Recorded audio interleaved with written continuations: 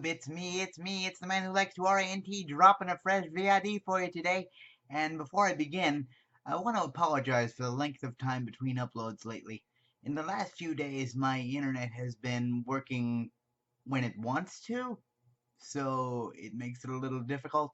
Um, anyway, you guys don't want to hear about my technology problems. You want to hear about wrestling. And I want to go back and talk about TNA again because it does not escape me that you guys seem to like when I talk about this topic. And I'm just going to say it right now. Hands down, as far as sheer effort being put into their weekly television program, Impact Wrestling, TNA Wrestling, whatever you want to call it, is head and shoulders above WWE in regards to effort in ring action. Now, where TNA is coming up woefully short these days actually has to do with the fact that despite all the effort being put into making the action look good, there is no one giving these guys any sort of tips or pointers or suggestions to make it more production value worthy. What do I mean by that? Josh Matthews is on TV week to week, which I don't know how this guy found a job because I'd sooner listen to nails grating on a chalkboard for about 2 hours than listen to 1 minute of Josh Matthews commentary. But he's on there spoiling opponents that haven't even been announced yet for the matches later in the evening. We don't even know that they're coming, and all of a sudden he's like, oh, Ethan Carter III will face Decay, or Ethan Carter III puts Mike Bennett in a match against a mystery opponent, which will be later revealed to be Bram, hypothetically.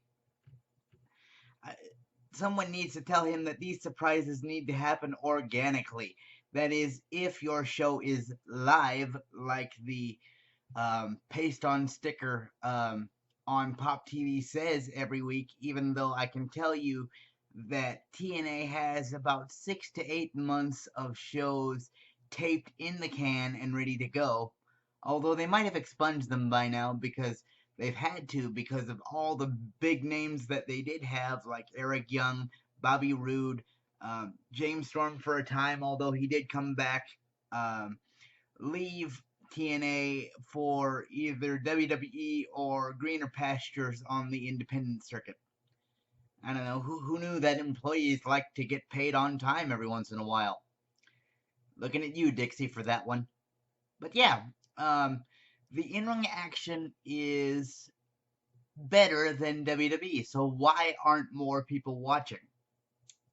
It really comes down to 2.5 factors, I should say. I would say 3, but they kind of intertwine together. So the first factor is not a lot of people know if they have the Pop TV network, which could be solved by checking your satellite or TV listings, but let's face it, most people are too busy these days in modern times to spend the what's coming bigger and bigger amount of time simply to locate one TV channel. And the second thing is, if you look at what's left of TNA's roster, all the top performers they currently have, Bobby Lashley, Drew Galloway, Matt and Jeff the Hardy Boys, and I can't believe I have to throw in this last one, but I do because he's become an on-screen personality and does still wrestle on occasion, Al Snow. Ugh, I just shivered having to bring him up again. These are your top performers. They do have one thing in common. Can you guess what it is? All of the above-mentioned wrestlers have previously worked for WWE, which is why their in-ring work is so much better.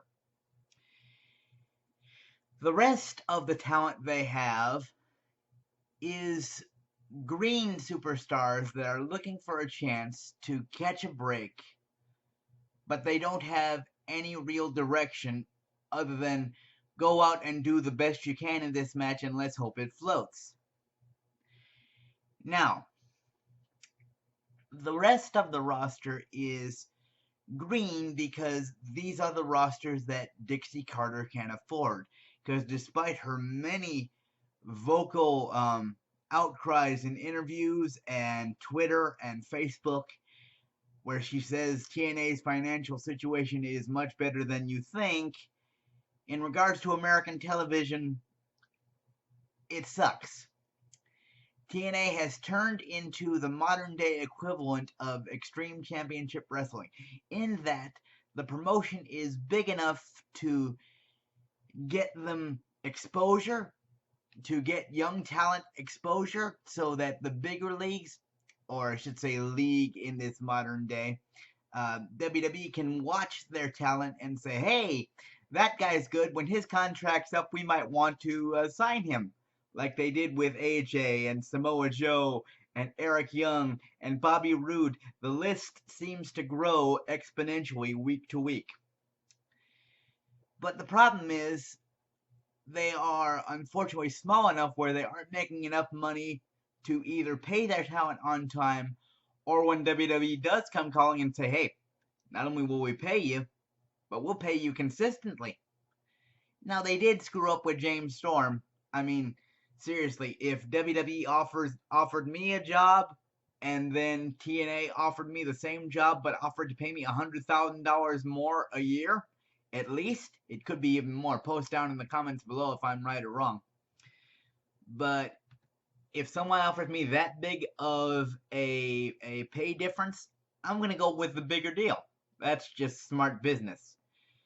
So TNA managed to hold on to that one talent. Plus, let's face it, let's assume James Storm had stuck with WWE for just a second.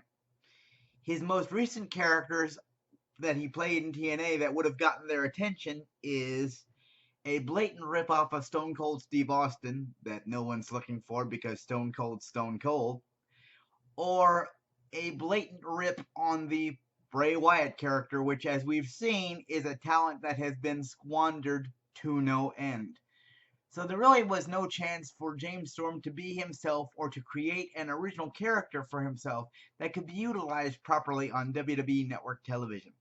That and the sheer difference in legal tender is why James Storm made the correct decision to stay with TNA. And thank God he did, because we are really running out of TNA talent that has been there since the beginning, like James Storm has, or at the beginning like Abyss, this, that, or the other.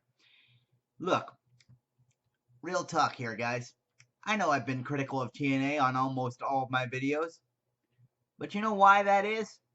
I actually want to see them succeed. I want to see them do well. They may never overtake WWE.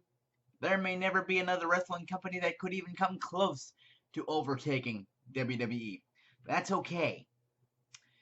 What I don't want is the tightened grip that WWE has over the wrestling business because of the network and because of the fact that if you're a professional wrestler who got into this sport because you love it, your dream is still to compete for World Wrestling Entertainment on WrestleMania. I don't care how much an independent wrestler may deny it, that is always the dream. But whether we realize it or not, Vince has created a monopoly for himself by killing all major threats of competition. WCW killed themselves, but Vince killed the territory system that had been in place since the 70s, 80s, and early 90s and done really well, giving us some memorable talent, some memorable moments. So we can't afford the one last viable option that is consistently seen on American television in TNA wrestling to fail. I don't want to see it fail, so here's what you need to do. You need to shore up your financial numbers. You need to go out and you need to aggressively recruit some big name wrestlers. You also need to go back and sign with a major television network that customers are aware of. I know USA has that long-standing relationship with WWE, so that's probably not an option for you. But see if you can go back and work something out with Spike. Granted, you burned that bridge, but if you beg enough and if you actually adhere to what they ask for, you might be able to salvage that relationship and get you some higher numbers.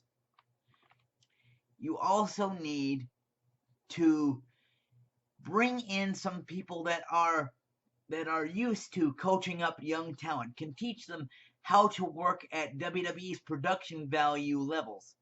It's not just making the in-ring action look good. You have to make the rest of your TV show look good, as opposed to what TNA has right now, which in my mind is the equivalent of, we're gonna go out in the back of a dark alley and shoot some things and hope that the lighting is good enough that our viewers can see what's going on. I don't know. Wrestling means a lot to me, as you can tell. I've witnessed the deaths of actually 4 wrestling brands over the course of my lifetime in America. I've witnessed the death of the Global Wrestling Federation. I've witnessed the death of ECW, WCW, and the USWA. Those last two, GWF and USWA, were staples on ESPN when I was a kid. I would come home from school and watch that wrestling almost every day. And to be fair, it was leagues that I hadn't heard of because most of it were young wrestlers that WWE had sent down to get trained up a little bit, or they were promotions that were ran out of Texas, so they were a lot of wrestlers that I hadn't seen before. But I was compelled because TV back then was simpler. It wasn't all about production, and it could be just the wrestling action. I think that's the brand that TNA is trying to produce, where they are solely focused on in-ring action because wrestling matters at TNA, and I applaud them for that. But if you can't compete with a TV show that produces storylines that make sense and has production value that captivates your audience in the first 10 minutes of watching a show, then you have failed. I want to bring up something interesting. I don't normally like to bring Vince Russo into my vlogs here, but he had Marty Bell, a former member of the Dollhouse, on his podcast, and she was trying to draw the viewers in by asking them to watch Impact Wrestling for about 4 weeks. She asked you to give them the chance for 4 weeks, and then you might like the TNA programming. Marty, if you're watching this, sweetheart, I'm sorry. You don't have 4 weeks to hook a person into your brand of wrestling. Like I said, you've got to tune in and catch a viewer's interest in 10 minutes of your show. Otherwise, they're going to go see what else is on. But that's just it. There's no one in management to stop people from making these critical mistakes when promoting the product, either by lack of placement on mainstream television sources, or by going on these podcasts like the Vince Russo Show, like the Steve Austin podcast, like the Ross Report, and saying, don't say these things because it's only going to dig us a deeper hole than we're already in. What are some suggestions you have for TNA Wrestling Universe? Post them down in the comments below, or tell me about some of your favorite memories of the earlier TNA product, back in the Asylum in 06, 07, 08, 09, when you actually thought they did have a chance in WWE. Anyway, Ranter's gonna get off the soapbox. I'll catch you guys later. Bye-bye.